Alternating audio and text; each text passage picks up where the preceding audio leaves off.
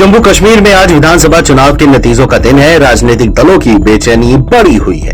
BJP राज्य में सरकार बनाने का सपना देख रही है तो कांग्रेस और नेशनल कॉन्फ्रेंस जम्मू कश्मीर में सत्ता में आने के लिए बेताब सी है।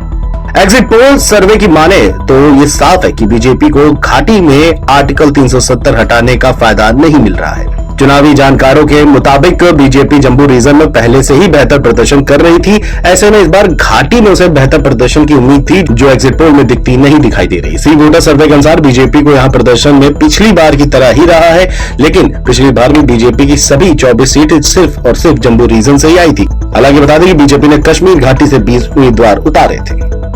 सी वोटर के एक सर्वे के मुताबिक जम्मू कश्मीर में बड़े बड़े चेहरे कौन है और सीएम की पहली पसंद में कौन है, उसमें उमर अब्दुल्ला को 39%, रविंद्र रैना को 12%, महबूबा मुफ्ती को 9% और विकार रसूल वानी को 6% लोग मुख्यमंत्री की चेहरे के तौर पर देखते हैं।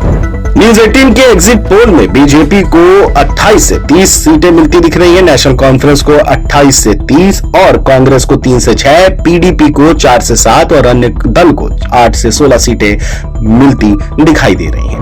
आज तक के मुताबिक जम्मू के एग्जिट पोल इस प्रकार से है, जहां बीजेपी को 27 से 32 सीटें मिलने का अनुमान है, नेशनल कॉन्फ्रेंस और कांग्रेस को गठबंधन को 40 से 48 सीटें, पीडीपी को 6 से 12, अन्य दल को 6 से 11 सीटें मिलने का अनुमान है।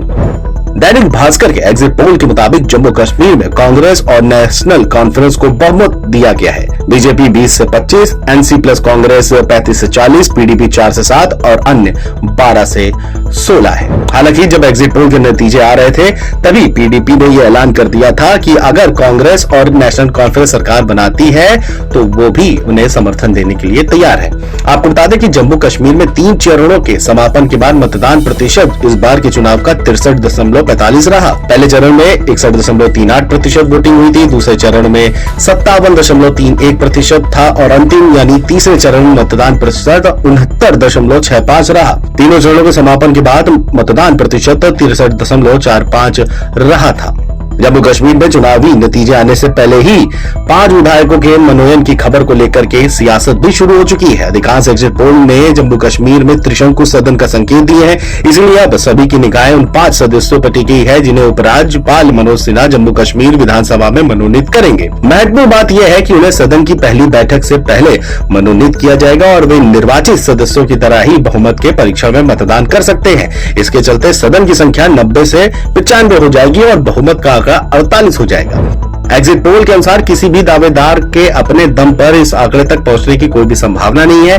हालांकि यह देखना भी बेहद दिलचस्प रहेगा कि कहीं एग्जिट पोल फेल नहीं हो जाए और किसी को भी पूर्ण बहुमत ना मिले। बहरहाल मतगणना के बाद स्थिति स्पष्ट हो जाएगी कि 90 सीटों को लेकर के जो मतगणना हुई है उसमें कांग्रेस और नेशनल कॉन्फ्रेंस क्या एग्जिट पोल के दिखाए गए नतीजों के जैसे होते हैं या नहीं।